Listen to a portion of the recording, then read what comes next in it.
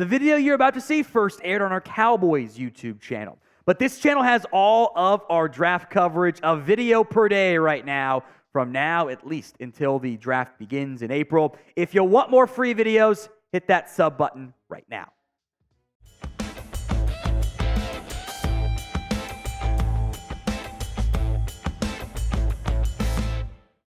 You guys are watching the Cowboys Report. I am Tom Downey. The Senior Bowl is over. It's a great time then to do another 7-round Dallas Cowboys mock draft. I'll make note, look, the sims are broken. I'm still getting players that are probably not going to last long as they did, but who cares? I will make note, we'll do a bunch of mock drafts this year. Until the end, I will try to make it different players each time, because it's boring if I pick the same guy in round 5 every time, you know? Now, I didn't do trades in this mock draft. If you want a Cowboys mock draft with trades in the future, then type me in the comment section right now. If that's something you want, make your voice heard in the comments. All right, round 1 on the clock. You're using the PFN mock draft sim. Taiyese Fuaga, Amarius Mims, Tyler Guyton, all off the board in a 4-pick span. That sucks. Jerzon Newton off the board. And then Seattle, 1 pick before me, said F you, traded up to get Jackson Powers-Johnson. The sim has trades. I did not do trades of my own. So JPJ's off the board. That sucks. Instead, I'll pivot. I'll still go offensive line. I'll go Graham Barton out of Duke. He was a mostly college left tackle who could probably play center or left guard. And if Barton had been healthy, maybe he would have drawn some extra Senior Bowl buzz the same way that Jackson Powers-Johnson did. Barton, I thought, was a little bit better in 2022, was a bit healthier as well. Some of the concerns you have with the length, et cetera, and being able to hold up at tackle would be mitigated by a hypothetical move to center or even left guard. With Tyler Biadasz a free agent, uncertainty across both left guard and center, depending on what you do with Tyler Smith, adding an interior lineman makes a ton of sense. And a player like Barton, I think, kind of checks off some boxes you're looking for and fills at least one starting spot for you along the offensive line. Sure, maybe I'd rather have Jackson Powers-Johnson. He's off the board. I do get a damn good football player here in round 1. Some very intriguing other names who were on the board. Keon Coleman was there, but I don't really want to go wide receiver. Chop Robinson, if you want pass rush, he was there. Byron Murphy from Texas was on the board. That's a fun idea there. Troy Foston out of Washington was there. Jordan Morgan. So I could have gone a lot of different offensive line routes there. But I do think going after the best available lineman, which for me was Barton, and fills a big-time need, made a ton of sense for where Dallas is at. So who do you want the Cowboys to draft in round 1? Could be the guy I took or somebody else. To keep it realistic, I'd love Joe Alt. It's not going to happen. The ad comes here on YouTube. Take advantage. Sound off at the pinned comment of today's video.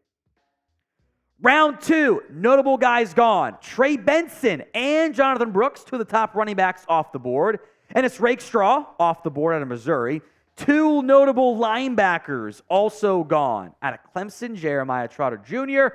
Jalen Ford, in a move that surprised me when a couple picks before, I took Edgerrin Cooper out of Texas A&M. Again, are the sims broken? Yeah. Is Cooper going to get there in round 2? Probably not. He's probably going to go between your round 1 pick and your round 2 pick, but I'd argue I got maybe the best off-ball linebacker in the class. Now, he's not the biggest guy. If you want a true thumper, maybe you want somebody else, but I'm okay having an athletic linebacker who can chase and made a ton of plays at A&M, can do some coverage stuff, can do some run stopping, can blitz as well.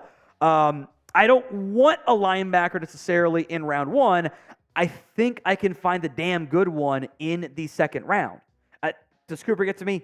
Who knows? But it'd be a strong selection by the Cowboys. Now you got Cooper and, in theory, Overshown locked and loaded there at off-ball linebacker. Some other players who were on the board in round 2, Zach Frazier, who just screams Dan Campbell, future player. Malachi Corley, if you want a receiver, I thought about that one a lot. I was like, ooh, it's a good player. Could be your Debo-type player. Chris Braswell and Kalen King, the cornerback from Kalen King, out of Penn State, edge from Alabama. Patrick Paul, I think, should go in the kind of that mid to late day 2 range, kind of where we're at. I view him as a kind of a developmental piece. Needs a year, but if you keep Tyron Smith and draft Patrick Paul, that could be a really good thing long-term for your organization. But I did 2 linemen last time, so I didn't want to go back-to-back linemen again. Today's show is made possible by Prize Picks. It's daily fantasy made easy. You pick 2 to 6 player stat projections, more than or less than, on those stat projections and watch your winnings roll in. We are obviously nearly done with the NFL Prize Pick slates, but NBA, college basketball, esports, and more are available. Here is one of my Super Bowl Prize Picks. I love the more than Patrick Mahomes half a passing yard. It's a freebie. Put it on all your picks, especially when you're doing the power play like I am on this one. Got to get all 3 right. Christian McCaffrey, more than 8.5 yards on the ground. I think they're going to run the ball out against a shaky Chiefs run defense. And more than Travis Kelce, 7 catches. That Kelce-Mahomes dynamic has been incredible. And, the Niners defense got beat by Laporta pretty decently. Go to prizepicks.com/CLNS and use code CLNS for a first deposit match up to $100. Link will be in the comments section and the description of today's show. It's prizepicks.com/CLNS and use code CLNS for a first deposit match up to $100. Some notable players off the board in round 3. Cedric Gray would be a fun third-round pick if you don't go linebacker in round 2 out of North Carolina. Bucky Irving off the board. The draft sim knows what's up. Blake Corum to the Chargers. That's actually a really logical idea. Fills the need, puts it Jim Harbaugh's guy. Mikey Sanderson, who I love. Tez Walker out of UNC in the third also would be pretty decent value. I'll go running back here, though. Pick number 87, Braylon Allen out of Wisconsin. Now, I don't know if he's going to be good enough as a pass catcher or the speedster to not need a secondary pairing back. But what you could totally do?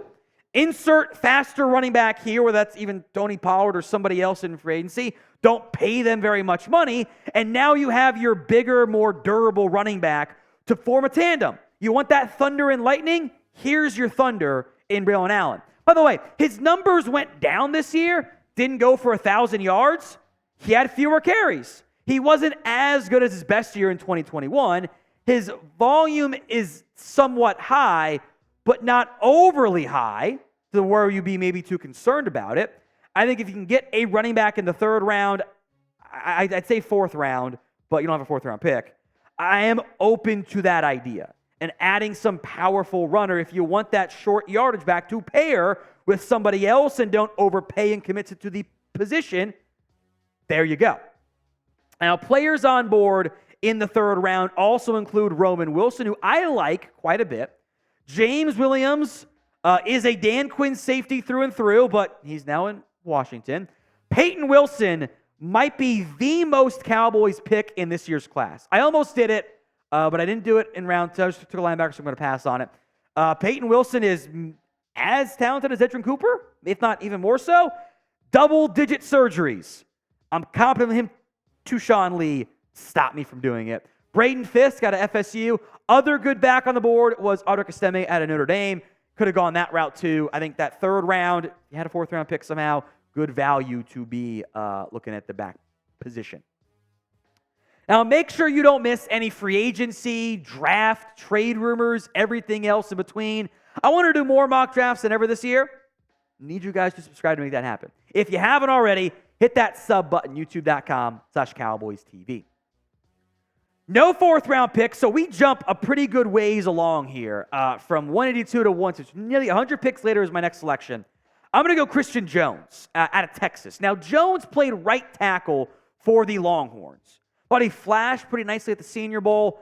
Pretty solid performances. Again, these are all PFF numbers, so asterisk them if you will.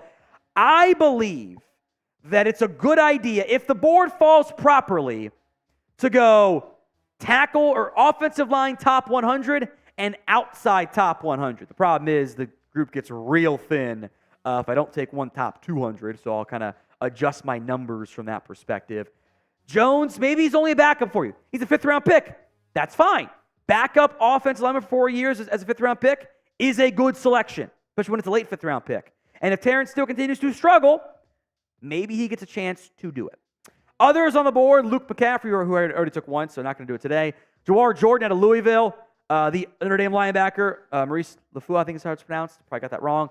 I thought about it, but I took a linebacker earlier and it's in the top 60, so didn't want one as really this time around. Baby Lovett, the other FSU defensive lineman, and trigger warning for the Michigan interior offensive lineman, because it's funny. So would you do my strategy and double dip on the offensive line in this year's class and take two guys wherever those two picks end up arriving at? Y for yes, N for no in the comments section. Now this pick, I really felt like I broke the sim.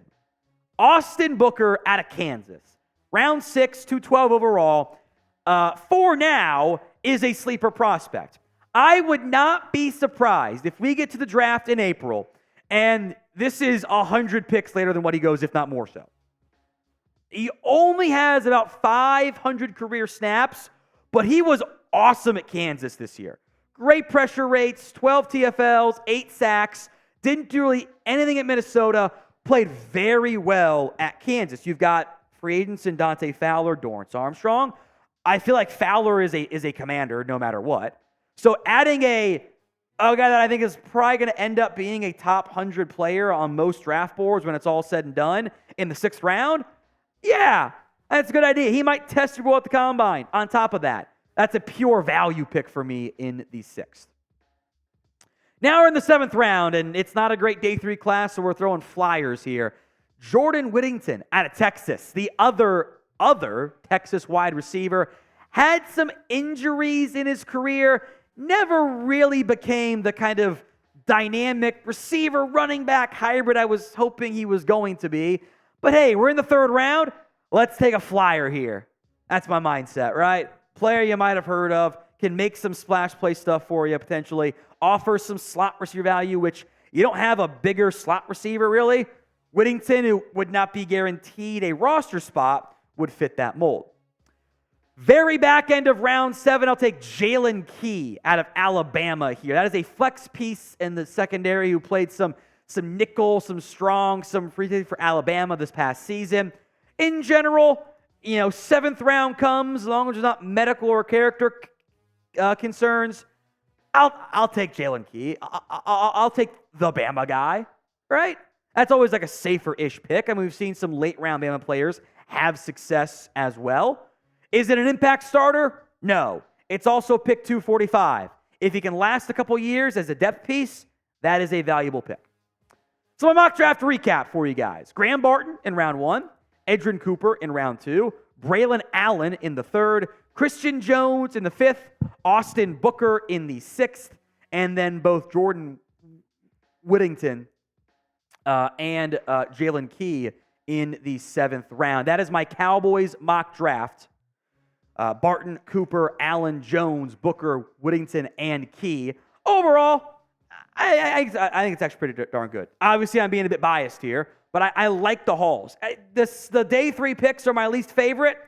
That's how mock drafts tend to go. So grade my Cowboys mock draft. A, B, C, D, or F. Get those grades in for me in the comment section right now.